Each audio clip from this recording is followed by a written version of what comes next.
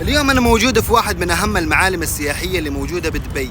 هذا المكان يا جماعة كثير تكلموا عنه وكثير صوروا، لكن ما حد تكلم عنه بالتفصيل. اليوم احنا جايين نتكلم بالتفاصيل ونذكر أشياء ما حد ذكرها. خلوكم معانا عشان نتعرف على برواز دبي.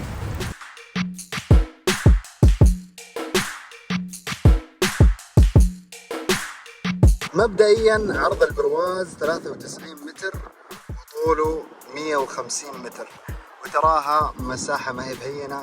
فوق راح تعرفوا ليش.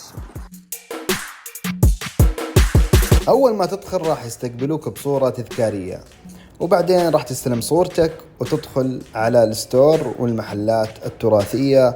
راح تستمتع كثير قبل لا تطلع وتشوف جمال دبي.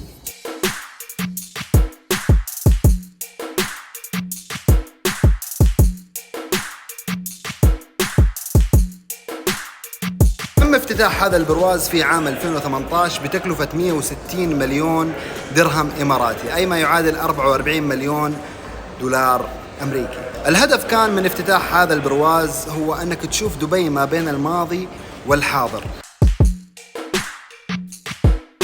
هنا وانا قاعد امشي على القزاز حسيت ان جاتني دوخة، مع اني ما اخاف من المرتفعات، ولكن زي ما قلت لكم ارتفاع 150 متر ارتفاع ما هو بسيط. وهذا الفاصل، وهذه هي دبي القديمة، ويا جمالك يا دبي ما زالت جميلة.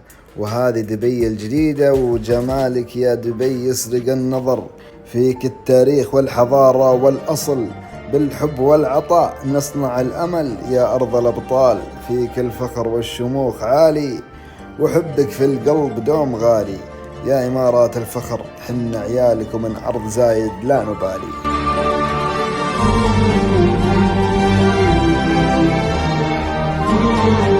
وبصراحة المكان جميل جدا، وأنصح الجميع بالتجربة، لأنه في تفاصيل وأشياء كثير ما راح تقدر تعرف عنها إلا لما تشوفها على الواقع.